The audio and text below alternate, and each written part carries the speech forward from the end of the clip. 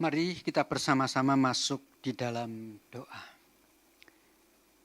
Ya Tuhan, di dalam segala keterbatasan, bahkan seringkali kami mengalami gangguan teknis, tetapi kami tetap melihat ada kesetiaan dan pemeliharaan-Mu atas setiap kami. Jikalau bukan karena kesetiaan-Mu ya Tuhan, bagaimana kami bahkan boleh bertahan dalam situasi pandemi yang berkepanjangan ini. Demikian juga ya Tuhan,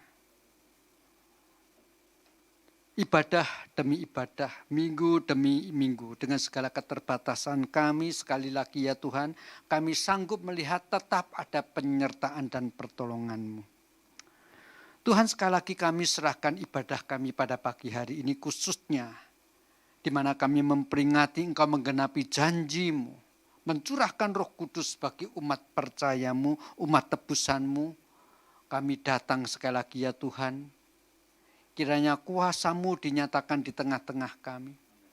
Dan biarlah kami sungguh-sungguh merasakan di dalam ibadah kami ini ada urapan dan kuasa Roh Kudus yang sekali lagi memenuhi hati dan bahkan hidup kami. Itu sebabnya ya Tuhan, biarlah mulai awal sampai akhir daripada ibadah kami pada pagi hari ini, Engkau sungguh-sungguh boleh disukakan dan berkenan kepada semua yang kami lakukan. Tuhan, inilah doa dan permohonan kami. Nikmatilah ya Tuhan atas ibadah kami pada pagi hari ini. Dalam nama Kristus Yesus kami berdoa. Amin. Haleluya. Mari kita memuji Tuhan. Kita dengarkanlah suara nafiri memanggil semua umatnya. Kisah Rasul 1 ayat 8 mengatakan, tetapi kamu akan menerima kuasa kalau Roh Kudus turun ke atas kamu. Haleluya. Api kemuliaannya tercurah dari surga. Terima kasih Tuhan.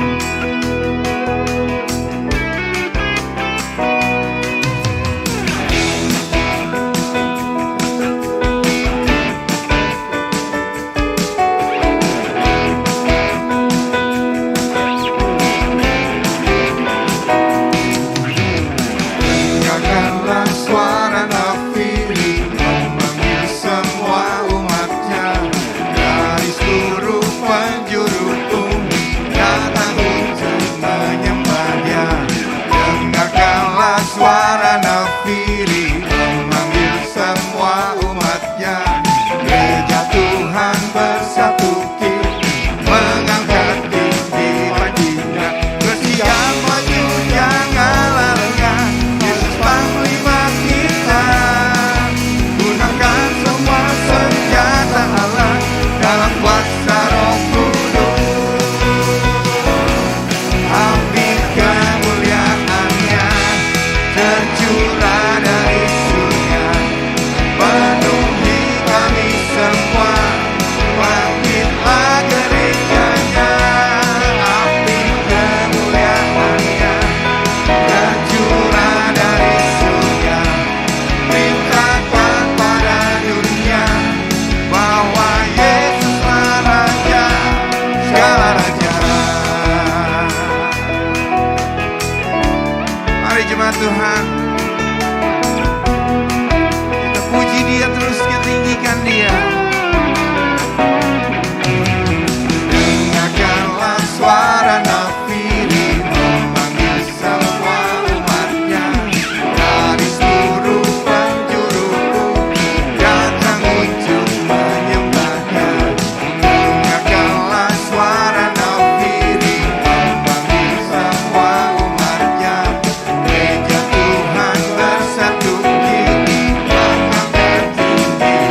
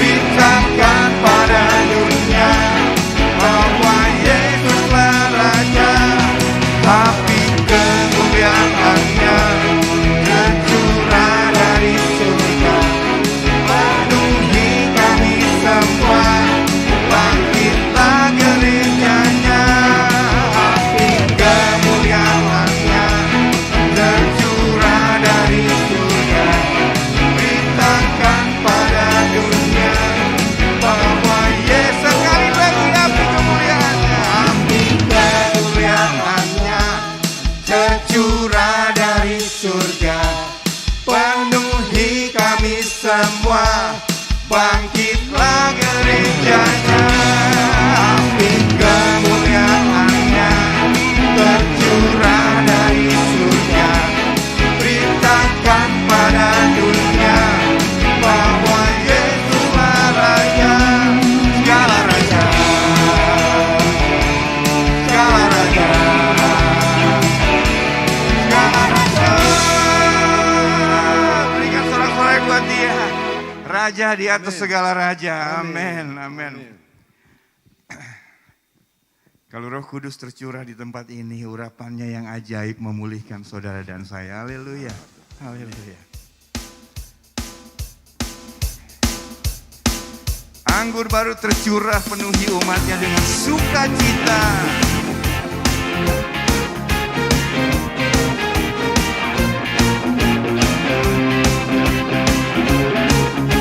Amin. Roh Kudus tercurah di tempat ini, urapannya yang ajaib memulihkan umatnya. Roh Kudus tercurah bagi gerejanya, membangkitkan umat ini. Sekali lagi katakan Roh Kudus.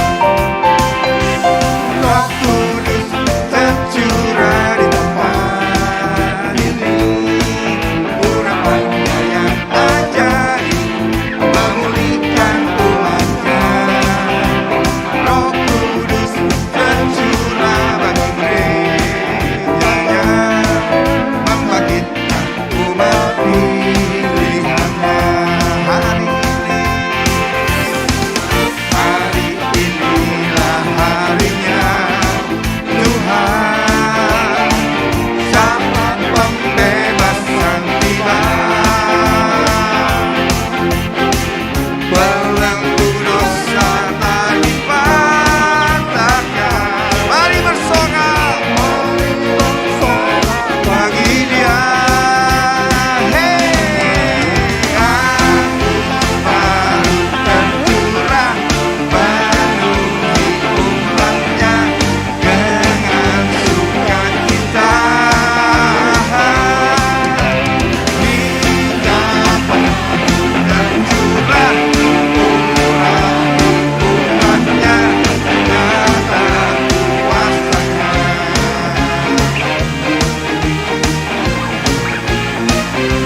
Amin.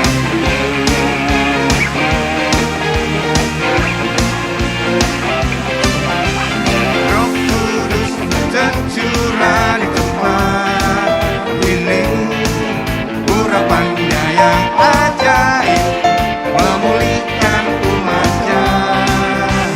Roh Kudus tercurah bagi gerejanya, membangkitkan umat pilihannya. Hari inilah harinya Tuhan, saat pembebasan tiba. Belenggu dosa tak dipatahkan. Mari bersorak bagi Dia. Anggur baru tercurah penuhi umatnya dengan sukacita. Minyak baru tercurah, urang umatnya nyata kuasanya. Anggur baru tercurah penuhi umatnya dengan sukacita. Minyak baru tercurah. Amin.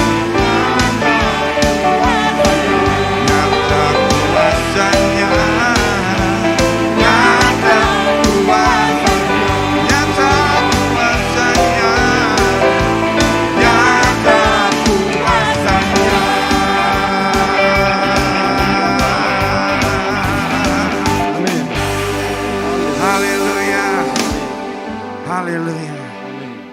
Rasul 1 ayat 8 katakan, tetapi kamu akan menerima kuasa kalau Roh Kudus turun ke atas kamu. Haleluya. Berikan sorak-sorai buat Tuhan. Haleluya. Haleluya. Saudara, pagi hari ini saya nggak tahu apa yang sedang saudara alami. Tapi satu hal yang kita tahu, setiap janji Tuhan pasti digenapi. 2 Petrus 3 ayat yang ke-9 mengatakan Tuhan tidak pernah lalai menepati janjinya. Sekalipun ada orang yang menganggapnya sebagai kelalaian, tetapi ia sabar terhadap kamu. Karena ia menghendaki supaya jangan ada yang binasa, melainkan supaya semua orang berbalik dan bertobat. Terima kasih Tuhan buat kasih setiamu, penyertaanmu begitu sempurna buat kami.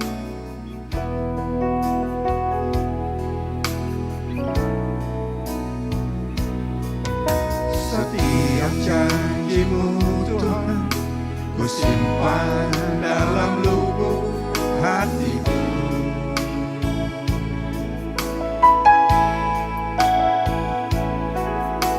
Lewati setiap masalah, setiap tetes air mata dalam hidupku. Janjimu menopang hidupku, kasihmu menuntun langkahku dalam setiap waktu. Penolongku yang aku percaya.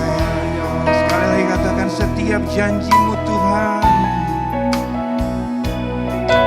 setiap janjimu Tuhan, ku simpan dalam lubuk hatiku. Terima kasih buat setiap janjimu Tuhan. Lewati setiap masalah, setiap tetes air mata dalam hidup.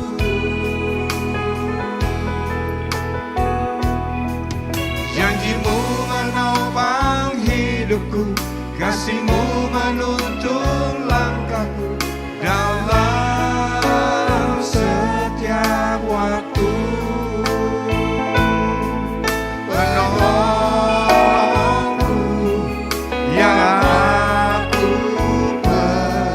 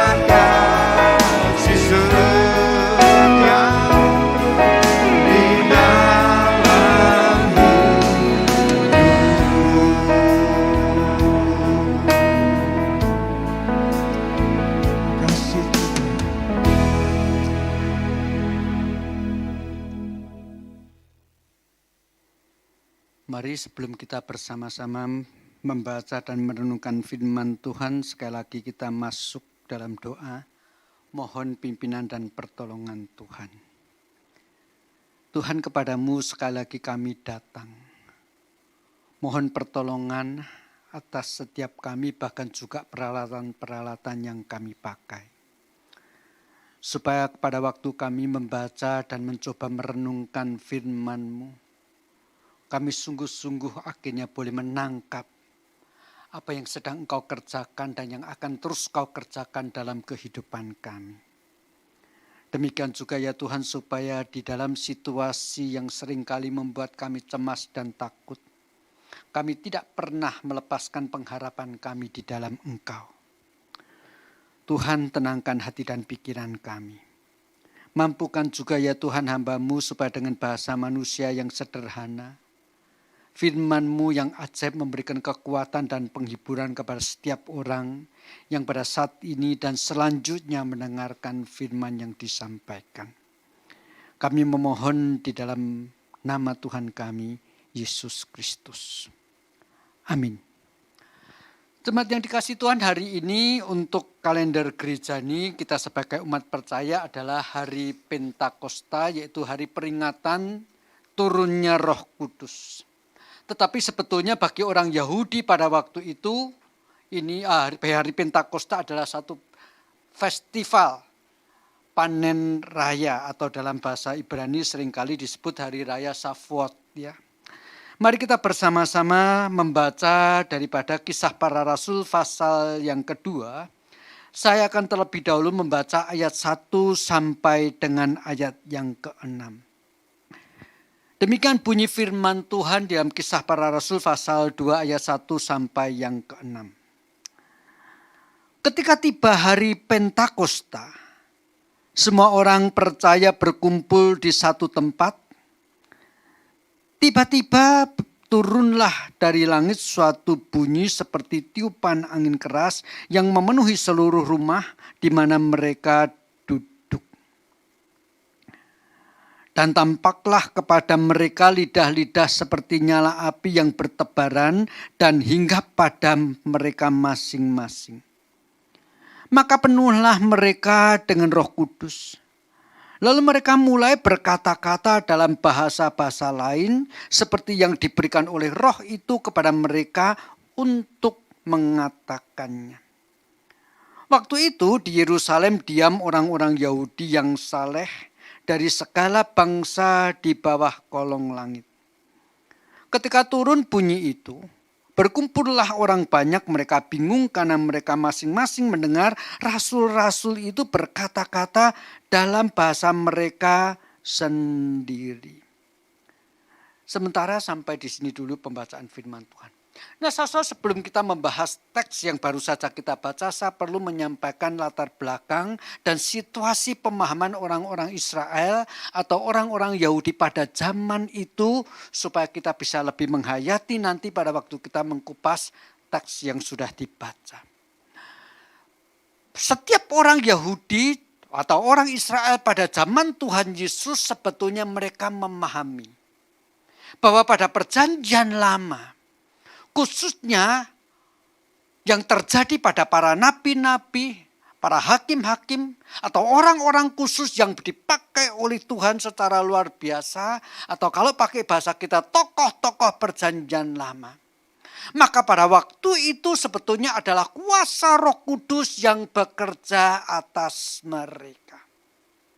Mereka tahu persis nabi-nabi melakukan mujizat, menyampaikan firman Tuhan, hakim-hakim dengan begitu luar biasa bekerja. Itu semua karena urapan Roh Kudus. Orang-orang Yahudi tahu itu. Tetapi pada zaman itu mereka tahu juga ketika misalnya hakim-hakim atau raja itu berbuat dosa, maka Roh Kudus yang mengurapi mereka bisa meninggalkan begitu saja. Sebagai contoh misalnya hakim yang sangat terkenal, yaitu Simson. Kita salah sangka jikalau kekuatan Simson itu karena rambutnya panjang. Jikalau kekuatan Simson karena rambutnya panjang, sekarang wanita-wanita harusnya punya kekuatan jauh lebih daripada laki-laki yang cepak-cepak potongan rambutnya. Tetapi sebetulnya rambut Simson yang panjang itu hanya sebagai satu tanda selama dia memelihara rambutnya, Roh Kudus akan bekerja atasnya. Maka ketika Simson jatuh di dalam dosa karena dengan memotong rambutnya berarti dia memutuskan perjanjian dirinya dengan Allah. Maka di situ kuasa Roh Kudus tidak lagi bekerja. Demikian juga Saul. Dikatakan setelah dia jatuh dalam dosa, Roh Kudus meninggalkan dia. Jadi orang-orang pada zaman Tuhan Yesus termasuk murid-murid sebetulnya menyadari tokoh-tokoh perjanjian lama, tokoh-tokoh iman semua itu karena kuasa Roh Kudus. Tetapi pada waktu kita melihat khususnya hampir runtuhnya kerajaan Israel maupun Yahudi, ada dua nabi besar yang juga melakukan mujizat-mujizat yang luar biasa seperti pada zaman Musa, zaman Yosua, yaitu Nabi Elia dan Elisa. Namun setelah itu karena mereka tetap berbuat dosa walaupun Allah mengutus Elia dan Elisa dengan tanda-tanda yang ajaib, maka mereka mengalami pembuangan. Di dalam pembuangan, tetapi paling tidak Tuhan masih memberikan penyertaannya yang luar biasa khususnya melalui Daniel, Sadrah, Mesah dan Abednego. Singkat cerita setelah mereka kembali dari pembuangan, mereka sudah hidup bertobat. Tetapi tidak lagi terjadi kondisi di mana mujizat-mujizat terjadi. Mereka masih melihat ada beberapa bagian janji-janji Tuhan yang belum digenapi. Dan janji itu apakah? Mari kita bersama-sama melihat kitab Nabi Yoel. Di dalam kitab Nabi Yoel pasal yang kedua, ayat yang ke-28 dan 29 dijanjikan oleh Tuhan ayat yang berbunyi demikian. Kemudian daripada itu akan terjadi bahwa aku akan mencurahkan rohku ke atas semua orang, maka anak-anakmu laki-laki dan perempuan akan bernubuat. Orang-orangmu yang tua akan mendapat mimpi. Teruna-terunamu akan mendapat penglihatan-penglihatan. Juga ke atas hambamu laki-laki dan perempuan akan kucurahkan rohku pada hari-hari itu. Dalam kitab Nabi Yoel dikatakan akan tiba saatnya Roh Kudus dicurahkan bukan hanya kepada hakim-hakim. Bukan kepada nabi-nabi saja. Bukan hanya kepada raja yang dipakai oleh Tuhan secara khusus. Tetapi kepada semua orang. Tetapi sampai mereka mengalami pembuangan dan sudah kembali ke tanah negeri mereka. Tetapi janji ini belum digenapi. Dan saudara kekasih dalam Tuhan Yesus Kristus pada waktu mereka telah kembali dari pembuangan. Sebetulnya jikalau dibandingkan dengan ketika mereka mengalami pembuangan, kondisinya tidak lebih baik dan belum tentu lebih baik. Sebab misalnya di dalam pembuangan masih banyak orang-orang yang dipakai oleh raja-raja asing. Daniel mempunyai kedudukan yang luar biasa, bahkan orang paling berkuasa setelah Nebukadnezar. Juga pada zaman Belsasar anaknya, juga pada zaman Darius. Tetapi setelah mereka kembali dari pembuangan tidak lama kemudian mereka jatuh dalam penjajahan bangsa Romawi. Kerajaan yang dibandingkan dengan Babel, dibandingkan dengan Media, Persia dan Yunani, kerajaan yang jauh lebih lama bertahan. Pertanyaannya atau sebetulnya kenapa kerajaan Romawi bisa bertahan lebih daripada kerajaan-kerajaan sebelumnya? Ngomong paling gampang karena paling jahat. Ngomong paling gampang karena paling kejam. Kali paling berani menekan dengan sadis. Itu sebabnya pada zaman kerajaan Romawi tidak ada lagi tokoh-tokoh seperti Daniel. Ngapain kasih kuasa kepada orang-orang jajahan? Beda dengan Nebukadnezar memperlakukan Daniel. Beda dengan Raja Darius memperlakukan Daniel atau tokoh-tokoh lain Nehemia. Nah, disinilah itu yang saya katakan. Di satu sisi mereka sudah kembali dari pembuangan, tetapi kondisi tidak lebih baik. Seperti lagu yang tadi baru saja kita nyanyikan sebelum menyampaikan firman Tuhan. Tetesan air mata. Hancur hati, penantian yang seolah-olah tidak berujung itu selalu ada di dalam setiap orang-orang percaya. Singkat cerita, sampailah pada zaman Tuhan Yesus.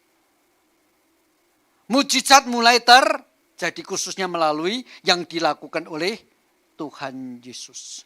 Bagaimanapun setiap orang Yahudi pada zaman itu mulai melihat, jikalau sudah sekian lama di bawah penjajahan kekaisaran Romawi, dalam kondisi mengalami tetesan air mata, dalam kondisi tidak tahu masa depan akan seperti apa, mulai lagi terjadi mujizat-mujizat. Orang kusta sembuh. Orang dirasuk setan diusir. Bahkan orang buta melihat, orang lumpuh berjalan, orang mati bangkit. Bagaimanapun seluruh masyarakat pada waktu itu mulai bertanya-tanya. Jangan-jangan janji Tuhan akan segera dikenapi. Paling tidak Allah mulai peduli lagi dengan kami umat pilihan. Dan itu juga yang dialami oleh murid-murid Tuhan Yesus. Sekarang kita mulai masuk kepada kisah para rasul pasal 2 tadi. Kalau kita masih ingat khotbah pada minggu-minggu sebelumnya, Tuhan Yesus itu memberi pesan kepada murid-muridnya, jangan tinggalkan Yerusalem sampai janji digenapi. Janji yang mana? Yaitu tadi. Janji bahwa Roh Kudus akan dicurahkan. Walaupun bagi murid-murid tidak tahu kapan itu akan dicurahkan, tetapi secara perasaan, secara feeling begitu ya. Murid-murid tahu pasti tidak lama lagi. Sebab mujizat sudah mulai terjadi dengan luar biasa di dalam diri Kristus. Bahkan Kristus sudah mati pada hari yang ketiga, sudah bangkit pada hari yang ketiga di dalam kematiannya. Sangat boleh jadi murid-murid waktu itu ketika tidak punya alasan lain kecuali bertekun dalam doa, mungkin di dalam kebimbangan, berdiskusi, dan ragu-ragu apakah nanti pada festival panen raya yaitu hari Pentakosta, mereka ini perlu keluar dari rumah persembunyian mereka. Apakah mereka perlu bergabung dengan orang-orang lain dengan sukacita merayakan Pentakosta? Itu sebabnya ketika peristiwa Pentakosta, mereka masih ada di dalam rumah di mana mereka bersembunyi. Di luar dugaan, pada hari itulah, pada hari Pentakosta, janji Allah yang belum digenapi, dicurahkannya Roh Kudus, dicurahkan bagi mereka. Memang pada waktu pencurahan Roh Kudus itu diberikan kepada mereka, terjadi mujizat. Karena waktu itu dikatakan tadi, ada banyak orang-orang Yahudi dari seluruh kolong langit, dari seluruh dunia berkumpul. Karena mereka apa? Ini perayaan Pentakosta, hari Safuat adalah satu perayaan penting. Kalau untuk orang Indonesia, itu kayak lebaran. Maka dari berbagai tempat mereka mudik ke Yerusalem. Tetapi banyak di antara orang-orang Yahudi itu sudah tidak dapat lagi berbahasa Ibrani. Karena sudah turun-temurun sejak pembuangan, mereka tidak kembali ke tanah negerinya. Maka kepada mereka yang masih setia memegang agama Yahudi, walaupun tidak bisa berbahasa Ibrani atau bahasa Aram, karena bahasa bukan yang paling penting untuk sebuah agama. Karena yang paling penting untuk sebuah agama adalah hati yang rindu dan suci di hadapan Allah. Maka itu sebabnya mereka walaupun sudah tidak bisa berbahasa Ibrani, tetapi berita bahwa janji sudah dikenapi, berita bahwa Mesias sudah diberikan, yaitu Kristus, harus disampaikan kepada mereka. Itu sebabnya kepada murid-murid Tuhan memberikan kepada mereka kemampuan untuk menyampaikan dalam bahasa mereka orang-orang Yahudi dari jauh yang sudah tidak bisa berbahasa Ibrani ataupun bahasa Aram. Nah, disinilah itu mujizat terjadi, tetapi sebetulnya mujizat itu sendiri bukan yang paling penting di dalam pencurahan Roh Kudus. Di dalam hal pencurahan Roh Kudus yang paling penting adalah berbicara mengenai oleh curahan Roh Kudus itu terjadi sebuah pertobatan yang sesungguhnya di dalam setiap orang-orang yang ditebus oleh kuasa darah Kristus. Sosok pertobatan bukan cuma sekedar secara lahiriah berperilaku saleh menurut pandangan mata manusia. Tetapi pertobatan adalah sesuatu yang justru ada di dalam hati. Itu sebabnya Tuhan Yesus pernah berkata, bukan apa yang masuk ke dalam mulut untuk kemudian hari esoknya dibuang ke WC, itu yang menajiskan seseorang, tetapi apa yang ada di dalam hati. Maka maksud Tuhan Yesus di sini adalah berbicara tentang bukan kesalahan secara lahiriah yang mampu dilihat oleh manusia, itu yang memperkenan Allah. Tetapi lebih kepada keadaan hati. Maka Roh Kudus dicurahkan pada waktu itu adalah untuk supaya terjadi sebuah pertobatan. Itu sebabnya kalau kita bandingkan dengan pada waktu itu sebetulnya yang terjadi adalah kemudian 3.000 orang bertobat. Jadi mujizat dilakukan tujuannya supaya terjadi orang-orang yang tidak bisa berbahasa Ibrani dan murid-murid Yesus yang tidak bisa berbahasa asing bisa menyampaikan berita pertobatan bahwa Yesus adalah juru selamat. Itulah yang paling penting. Jadi jangan berhenti pada mujizatnya.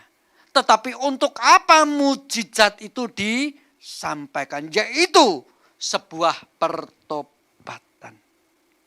Dan tentang bahwa Roh Kudus dicurahkan, tujuannya adalah untuk sebuah pertobatan. Kita boleh bandingkan dengan nubuatan yang lain yang sebetulnya juga digenapi pada hari Pentakosta. Ya, nubuatan yang sebetulnya sama dengan yang disampaikan Yoel, tetapi disampaikan untuk dijelaskan dalam aspek yang berbeda. Mari kita bandingkan dengan Yehezkiel pasal yang ke-36. Di dalam Yehezkiel pasal 36, ayat 25 dan ayat 27 dijelaskan seperti ini. Janji Tuhan tentang akan dicurahkannya Roh Kudus, tetapi bunyinya demikian. Aku akan mencurahkan kepadamu air jernih yang akan mentahirkan kamu dari segala kenajisanmu dan dari semua berhala-berhalamu aku akan mentahirkan kamu. Kamu akan kuberi hati yang baru dan roh yang baru di dalam batinmu. Dan aku akan menjauhkan dari tubuhmu hati yang keras.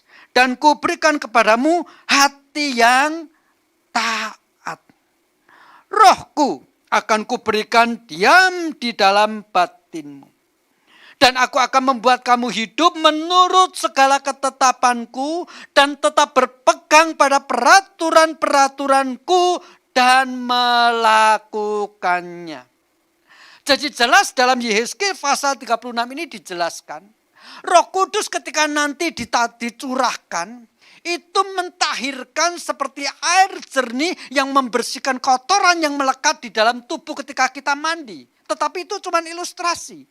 Yang lebih penting adalah dikatakan memurnikan hati, menyucikan hati, sehingga hati yang keras seperti batu boleh dilembutkan dan mempunyai satu sikap yang taat. Itu sebabnya di dalam ayat yang ke-28 dikatakan, ayat 27 berbunyi demikian, Rohku akan kuberikan kepadamu dan diam di dalam batinmu. Dan aku akan membuat kamu hidup menurut segala ketetapanku. Jelas sekali. Roh Kudus dicurahkan bukan sekadar berbicara tentang mujizat yang aneh-aneh dalam tanda kutip membuat orang Kristen seolah-olah sakti. Bukan itu. Tetapi lebih kepada memberikan kemampuan kepada orang Kristen ketika Roh Kudus dicurahkan ketaatan akan firman. Hati yang mentaati perintah-perintah Tuhan. Nah, saudara, pada waktu itu ketika murid-murid Tuhan Yesus bisa berbicara dan menyampaikan berita tentang Yesus adalah juru selamat itu dengan bahasa-bahasa yang sebetulnya mereka tidak menguasainya.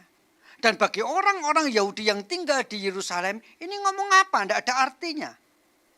Tetapi bagi orang-orang yang datang dari luar Yerusalem, sebagian yang mendengar itu dalam bahasa mereka ngerti. Tetapi yang lain juga pikir ini ngomong apa. Maka itu sebabnya murid-murid dituduh mereka sedang mabuk. Maka Petrus berdiri mewakili teman-temannya yang lain dan mengatakan, kami semua tidak mabuk. Baru jam berapa ini? Bukan waktunya kami minum anggur. Tetapi yang terjadi adalah curahkannya Roh Kudus seperti yang dijanjikan oleh Nabi Yoel. Nah, peristiwa ini jelas seperti yang tadi saya katakan, tujuan nubuat, tujuan daripada mujizat terjadi menjangkau orang-orang tidak percaya menjadi percaya. Mujizat khususnya pada waktu pencurahan Roh Kudus itu tanda bagi orang tidak percaya. Bagi orang percaya tidak perlu lagi tanda karena mereka harus hidup melalui imannya. Maka di dalam pemahaman seperti ini sebetulnya kita mulai melihat Roh Kudus dicurahkan supaya melalui pencurahan Roh Kudus yang bekerja bukan lagi kepada orang-orang khusus seperti perjanjian lama, terjadi satu pertobatan di mana orang-orang boleh menjadi milik Tuhan karena sudah ditebus dan dibayar dari belenggu-belenggu dosa, dibebaskan daripadanya bukan dengan emas, bukan dengan perak, tetapi dengan darah kuasa Kristus yang tercurah di atas kayu salib. Maka di dalam pemahaman seperti ini, maka sejak Roh Kudus dicurahkan pada hari Pentakosta menggenapi kitab Nabi Yoel, maka setiap orang percaya itu adalah yang sudah diurapi dengan Roh Kudus. Bukan hanya orang-orang yang mampu berbahasa roh saja yang diurapi dengan Roh Kudus. Sebab orang yang mampu percaya, orang-orang yang bertobat itu dikatakan dalam Yehezkiel tadi bukan, sudah seperti mendapatkan siraman air bersih. Sehingga hati mereka penuh dengan ketaatan. Di dalam pemahaman yang seperti ini, mari saudara kita lihat. Jadi di dalam kitab, di dalam Injil Yohanes, Tuhan Yesus memang sudah menjelaskan nanti pada waktu Roh Kudus diberikan, diutus oleh Bapa dalam nama Kristus Yesus, itu menolong umat-umat percaya mentaati kebenaran firman. Saya membaca dua bagian firman di dalam Injil Yohanes. Yang pertama dalam Injil Yohanes pasal 14. Di dalam Injil Yohanes pasal 14 saya akan baca ayat 25 sampai dengan ayat yang ke-26, demikian bunyinya. Semuanya itu kukatakan kepadamu selagi aku bersama-sama dengan kamu. Tetapi penghibur, yaitu Roh Kudus yang akan diutus oleh Bapa dalam namaku, Dialah yang akan mengajarkan segala sesuatu kepadamu dan akan mengingatkan kamu akan semua yang telah kukatakan. Itu Injil Yohanes pasal 14 ayat 25 dan 26. Kita baca lagi pasal 16. Yohanes pasal 16 saya akan baca mulai ayat 13 sampai dengan ayat yang ke-15, demikian bunyinya. Tetapi apabila ia datang, yaitu roh kebenaran atau Roh Kudus, ia akan memimpin kamu ke dalam seluruh kebenaran. Sebab ia tidak akan berkata-kata dari dirinya sendiri, tetapi segala sesuatu yang didengarnya itulah yang akan dikatakannya, dan ia akan memberitakan kepadamu hal-hal yang akan datang. Ia akan memuliakan aku. Sebab ia akan memberitakan kepadamu apa yang diterimanya daripadaku. Segala sesuatu yang Bapa punya adalah aku punya, sebab itu aku berkata kepadamu, ia akan memberikan kepadamu apa yang diterimanya daripadaku.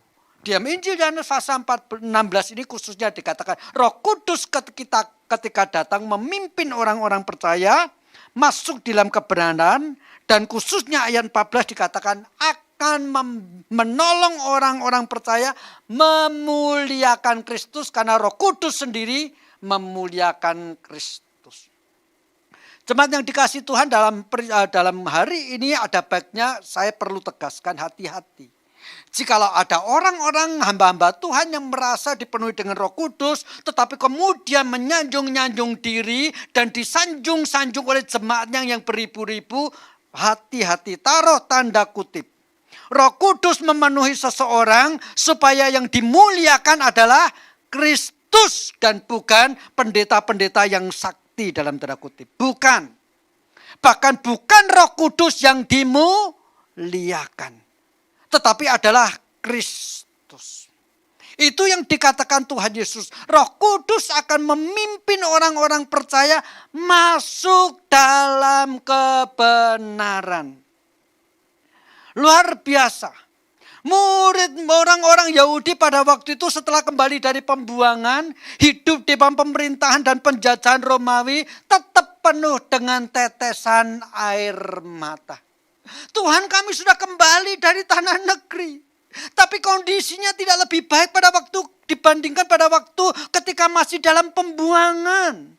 Pada waktu dalam pembuangan ada Daniel, orang yang begitu luar biasa, yang semua orang menjadi takut. Tetapi kami ini sekarang siapa yang menyertai kami?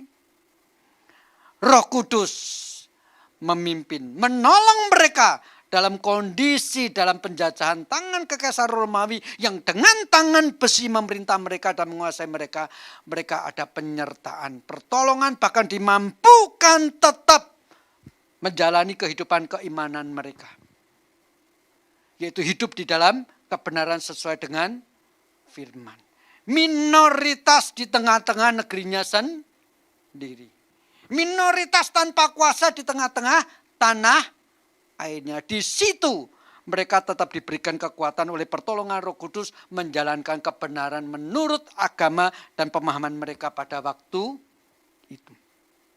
Maka mari kita bersama-sama sekali lagi bandingkan dengan satu ayat terakhir yang akan saya baca, yaitu Efesus pasal yang pertama ayat 13 dan yang ke-14, demikian bunyinya. Di dalam Dia kamu juga, karena kamu telah mendengar firman kebenaran, yaitu Injil keselamatanmu. Di dalam Dia kamu juga, ketika kamu percaya, dimeteraikan dengan Roh Kudus yang dijanjikannya itu. Dan Roh Kudus itu adalah jaminan bagian kita sampai kita memperoleh seluruhnya. Yaitu penebusan yang menjadikan kita milik Allah untuk memuji kemuliaannya. Di sini dikatakan Roh Kudus yang dijanjikan itu, yang sudah dicurahkan pada hari Pentakosta, menjadi meterai.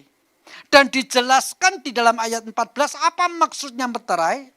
Orang-orang berdosa dilepaskan dari kuasa dan belenggu perbudakan dosa oleh tebusan kuasa darah Kristus dan dimeterai, dicap gitu loh. Capnya apa bunyinya? Milik Kristus. Dengan meterai itu artinya dengan kata lain, kesulitan masih boleh kita alami. Penderitaan masih bisa dialami. Tetapi tidak mungkin iblis berani merebut kita dari tangan Tuhan. Kalau saya mencoba membayangkan begini ya, katakanlah dari kejauhan iblis melihat seseorang, dalam hal ini orang Kristen. Wow, gemuk nih, enak untuk diterkam dan dicabi-cabi untuk dijadikan mangsa. Dari kejauhan dia datang seperti itu, ketika dia sudah mendekat dia kaget. Ya, ada capnya milik Kristus. Iblis dengan kecewa meninggalkan kita. Itulah kira-kira sebetulnya. Maka dalam pengertian ini itu sebabnya dikatakan dalam keseluruhan perjanjian baru, kalau orang percaya bisa jatuh dalam dosa, kalau mau jujur itu karena kitanya yang mau. Bukan karena dipaksa oleh iblis. Bagaimana iblis berani memaksa? Lihat ada cap milik Yesus kok. Jadi jangan salahkan orang lain, jangan salahkan iblis. Bahkan kalau kita jatuh dalam dosa, bilang aja memang aku sendiri yang pengen, akhirnya kepleset. Ada meterai milik Yesus, milik Allah, dibayar dengan mahal. Iblis tidak berani mengusik. Itu sebabnya bersama-sama dengan Roh Kudus yang tinggal di dalam hati kita menjadi meterai, kita boleh terus berjalan masuk di dalam kebenaran dengan segala kesulitan-kesulitan, dengan segala tantangan-tantangan yang Tuhan izinkan dialami oleh orang percaya. Itu sebabnya Rasul Paulus juga pernah berkata, bukan? Segala pencobaan-pencobaan yang Tuhan izinkan terjadi tidak melampaui kekuatan kita. Artinya pencobaan-pencobaan yang terjadi tidak membuat iblis mampu merebut kita dari tangan Kristus. Puji syukur. Roh Kudus dicurahkan untuk menyertai kita masuk dalam kebenaran, dan ini berbeda dengan perjanjian lama. Perjanjian lama Roh Kudus belum dicurahkan menjadi meterai. Sehingga Simson jatuh dalam dosa ditinggalkan oleh Roh Kudus. Saul jatuh dalam dosa ditinggalkan oleh Roh Kudus. Tetapi hari ini Roh Kudus memeteraikan kita semua.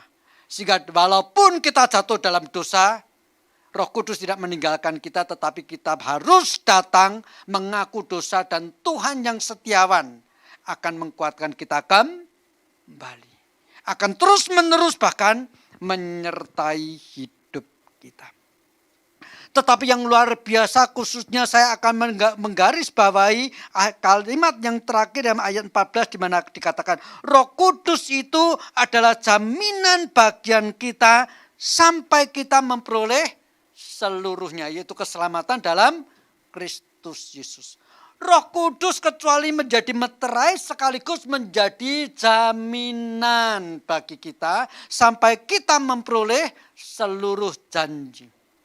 Sekarang ini saudara, kita ini cuma memegang janji, nanti pada waktu kita mengalami kematian, kehidupan kekal akan menjadi milik kita. Kita akan dibangkitkan oleh kuasa yang sama yang membangkitkan Kristus.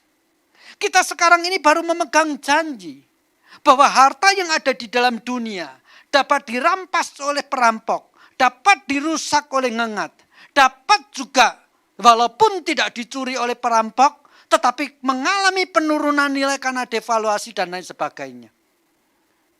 Tetapi tersedia di surga harta yang tidak dapat rusak. Tetapi itu baru janji. Celakanya seperti yang tadi saya katakan, ketika kita ini sudah dimeteraikan oleh Roh Kudus, justru walaupun iblis tidak berani merebut, tetapi masih syirik. Dia kalau bisa mau menjatuhkan kita dalam dosa. Mau jatuh dalam dosa, kita melukai hati Allah. Tidak tetap bertahan, tidak bisa dipungkirin, terus diusik. Ini kondisi kita kalau kita mau jujur. Maka dalam situasi seperti ini, supaya kita tetap boleh bertekun di dalam pengharapan kita, Roh Kudus diberikan sebagai jaminan.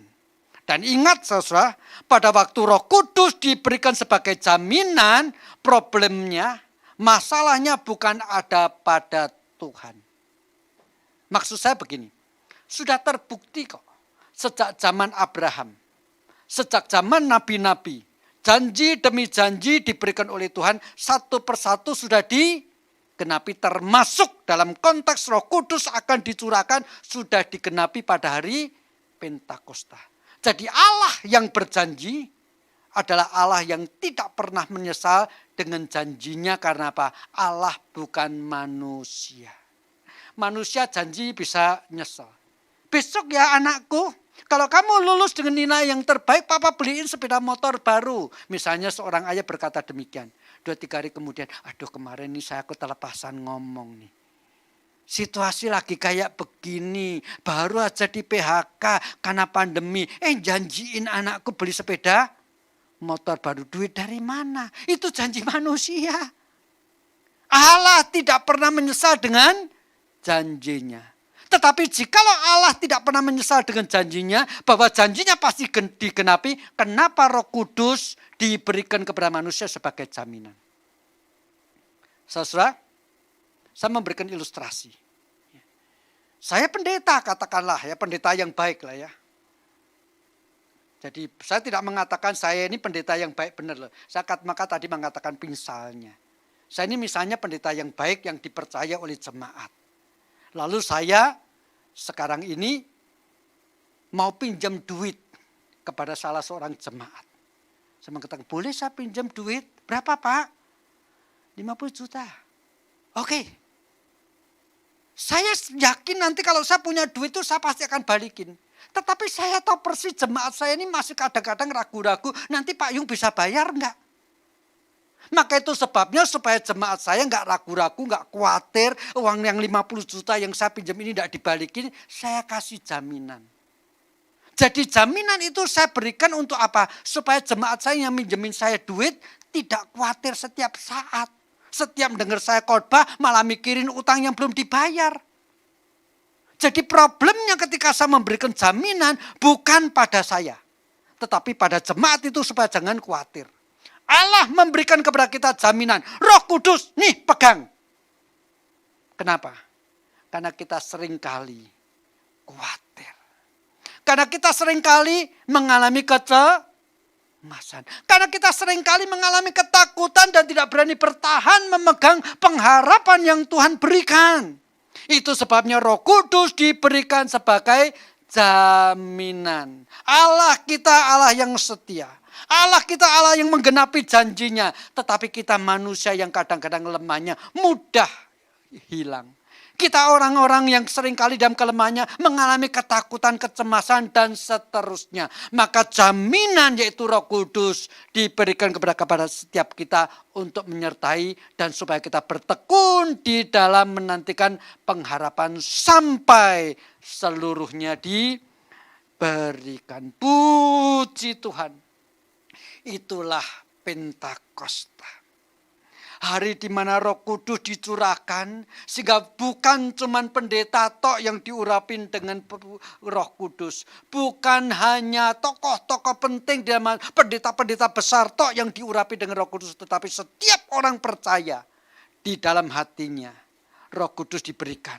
Menyertai, menolong, menjalankan kebenaran firman Tuhan. Bahkan semua orang, baik pendeta maupun jemaat, orang besar, tua maupun anak kecil, semuanya oleh pertolongan Roh Kudus bertahan dalam pengharapan dan tidak pernah goyah imannya sampai seluruhnya keselamatan dalam Kristus Yesus sepenuhnya menjadi milik setiap kita. Pentakosta bukan berbicara tentang mujizat. Tetapi Pentakosta lebih berbicara tentang janji Allah digenapi dan kita memperoleh jaminan supaya kita dalam pengharapan terus bertahan. Dalam segala kesulitan kita terus berjalan mengiring Tuhan. Kiranya firman menguatkan setiap kita pada hari Pentakosta pada pagi hari ini. Mari kita bersama-sama masuk di dalam doa. Tuhan, kami mengucap syukur. Pada perjanjian lama Roh-Mu menyertai, mengurapi tokoh-tokoh iman, tetapi bersifat sementara. Pada saat-saat mereka jatuh dalam dosa, Roh-Mu meninggalkan. Dan sekarang ini Tuhan, dalam situasi yang tidak mudah kami jalani, ada tantangan-tantangan eksternal. Baik itu karena malapetaka maupun juga karena hidup di tengah-tengah orang-orang tidak percaya. Kami ini mendapatkan penyertaan daripada Roh Kudus yang tidak pernah meninggalkan kami. Sebab Roh Kudus diberikan, dicurahkan pada hari Pentakosta menjadi meterai. Yang membuktikan bahwa kami ini sudah dibayar mahal menjadi milik Kristus. Sehingga kuasa kegelapan bahkan kuasa setan tidak berani mengusik kami melampaui yang Kau izinkan. Dan kami percaya Tuhan, yang Kau izinkan pasti akhirnya Engkau maksudkan untuk mendatangkan kebaikan bagi setiap kami. Oleh karena itu Tuhan tolong setiap kami untuk dalam situasi seperti ini bertahan di dalam iman kami. Kami mengucap syukur. Roh Kudus bukan saja Engkau berikan untuk menjadi meterai bahwa kami adalah milik-Mu. Pada saat yang sama Tuhan Engkau berikan kepada kami sebagai satu jaminan. Supaya kami tidak pernah gugur lagi iman kami. Supaya kami senantiasa terus bertekun menantikan pengharapan itu bahwa suatu saat akan benar-benar menjadi milik kami seutuhnya karena Roh Kudus sudah ada pada kami menjadi jaminan. Tuhan ampunilah kami. Seringkali kami meragukan kesetiaan-Mu.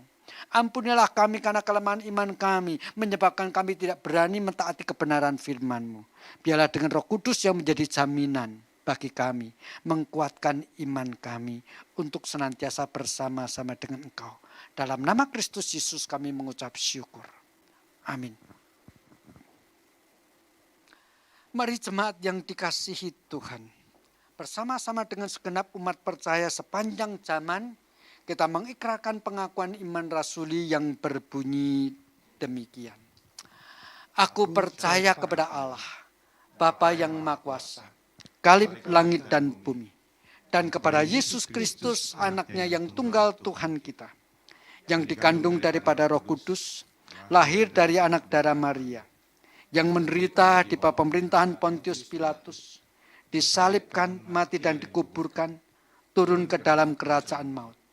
Pada hari yang ketiga, bangkit pula dari antara orang mati, naik ke surga, duduk di sebelah kanan Allah, Bapa yang Maha Kuasa, dan akan datang dari sana untuk menghakimi orang yang hidup dan yang mati.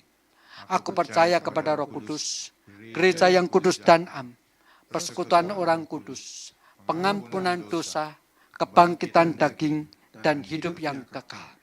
Amin. Kami memuji kebesaran-Mu Tuhan. Engkau ajaib. Engkau ajaib.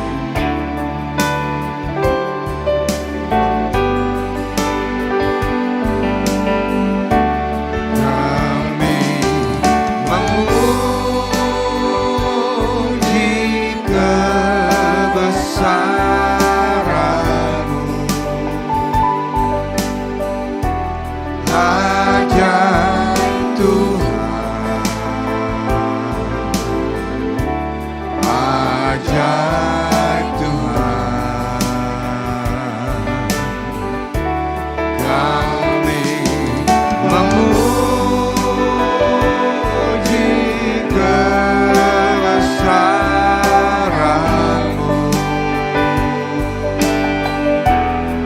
Ajaib Tuhan,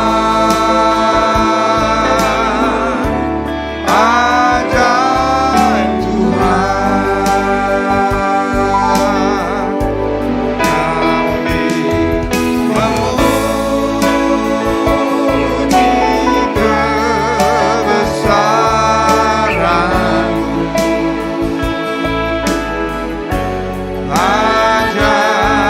Tuhan,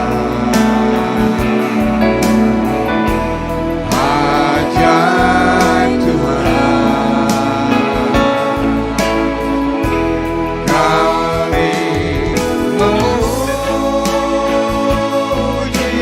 kebesaran-Mu.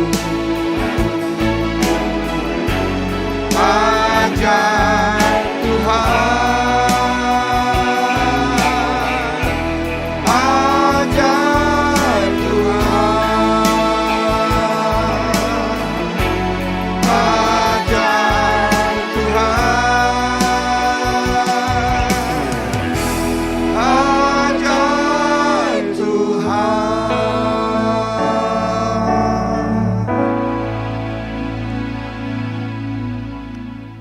Mari kita sekali lagi masuk di dalam doa. Ya Tuhan Allah Bapa kami yang ada di dalam surga. Dalam situasi yang seperti sekarang ini. Ketika kami dalam banyak hal harus membatasi diri untuk tidak sering-sering bertatap muka satu dengan yang lain. Sehingga sekian lama kami sebagai umat percaya tidak memungkinkan beribadah bersama-sama dalam satu gedung untuk saling menguatkan. Kadang-kadang kami bisa merasakan ketakutan di dalam kesendirian. Bahkan pada waktu itu penatua-penatua, hamba-hamba Tuhan juga mengalami keterbatasan untuk mengunjungi ke rumah kami. Kami mengucap syukur bahwa sesungguhnya pada khususnya hari ini kami diingatkan, kami tidak pernah sendirian. Karena Roh Kudus sudah menyertai kami dan selama-lamanya tidak pernah meninggalkan kami. Oh Tuhan, kami berterima kasih. Begitu indah penyertaan-Mu atas setiap kami ya Tuhan. Oleh karena itu ya Tuhan, sekarang ini kami berdoa. Biarlah seperti apa yang Kau maksudkan. Roh Kudus tinggal di dalam hati kami untuk terus-menerus membersihkan hati, pikiran kami, bahkan hidup kami. Oleh pertolongan Roh-Mu itu kami dimampukan untuk mentaati kebenaran firman. Pada saat yang sama ya Tuhan, biarlah Roh Kudus juga menjadi penghibur. Pada waktu kami meneteskan air mata. Pada waktu orang-orang lain tidak sanggup menghibur dan kehabisan kata-kata. Biarlah Roh-Mu dengan firman yang pernah kami dengar. Sekali lagi membisikkan di dalam kedalaman hati kami. Memberikan penghiburan dan bahkan kekuatan. Terima kasih Tuhan. Terima kasih kami tidak pernah bersendirian. Dalam suasana yang aman ada Engkau Roh Kudus menyertai kami. Dalam situasi kami mengalami ketakutan, dalam kondisi bahaya ada Roh Kudus yang menyertai kami. Jikalau demikian ya Tuhan, apalagi yang perlu kami takutkan sampai kami kehilangan iman. Tuhan, kadang-kadang kami harus akui kami tetap bisa takut.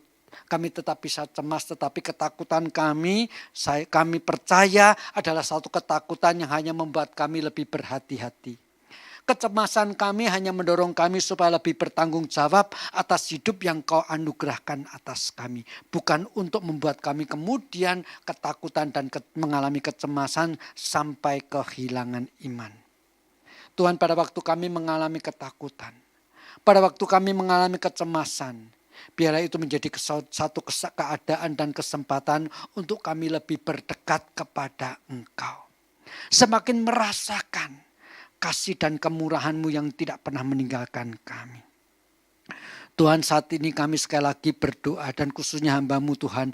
Berdoa untuk setiap jemaat-Mu dengan segala keadaan masing-masing. Yang kami percaya yang mereka alami semuanya masih pada batas-batas yang Kau izinkan. Tetapi pada saat itu ya Tuhan dengan segala keadaan yang mereka alami, biarlah Roh-Mu yang kudus, yang tahu, yang menyelidiki sampai kedalaman hati dan pikiran, memberikan yang terbaik sesuai dengan kebutuhan masing-masing. Bagi mereka yang membutuhkan penghiburan, Kau memberikan penghiburan. Bagi mereka yang membutuhkan kekuatan, Kau memberikan kekuatan. Bagi mereka yang membutuhkan kesembuhan, Kau memberikan kesembuhan. Tetapi lebih daripada itu ya Tuhan, bagi kami semua berikanlah kepada kami ketaatan untuk menjadi anak-anak-Mu yang menjalankan firman-Mu. Tuhan, terima kasih.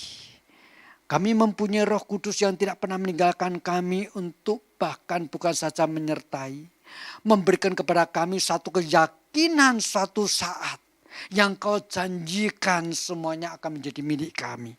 Kami Roh Kudus, karena Roh Kudus pada saat yang sama sudah Kau berikan menjadi jaminan bagi setiap kami. Terima kasih Tuhan. Kami mempunyai Tuhan yang mengasihi kami. Kami mengucap syukur Engkau mengutus Roh Kudus di dalam nama Kristus Yesus yang mengajar kami berdoa demikian. Bapa kami yang di surga, dikuduskanlah nama-Mu. Datanglah kerajaan-Mu. Jadikanlah kehendak-Mu di bumi seperti di surga. Berikanlah kami pada hari ini makanan kami yang secukupnya. Dan ampunilah kami akan kesalahan kami. Seperti kami juga mengampuni orang bersalah kepada kami. Dan janganlah membawa kami ke dalam pencobaan. Tetapi lepaskanlah kami daripada yang jahat. Karena Engkaulah yang punya kerajaan dan kuasa dan kemuliaan sampai selama-lamanya. Amin.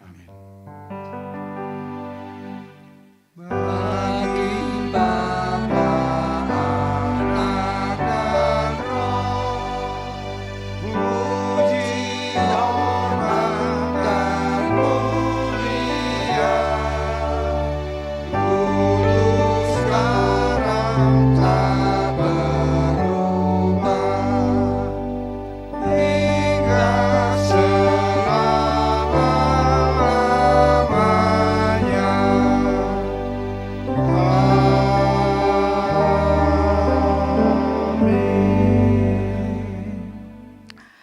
Jemaat yang dikasihi Tuhan, teduhkanlah hatimu dan terimalah berkat Tuhan.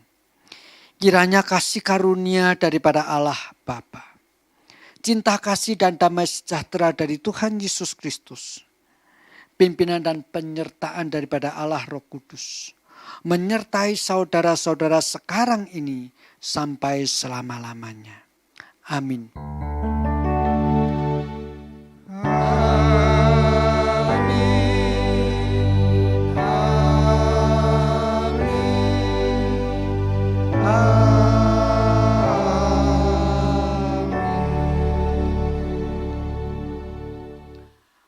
Doa teduh, ibadah selesai, sampai berjumpa minggu yang akan datang.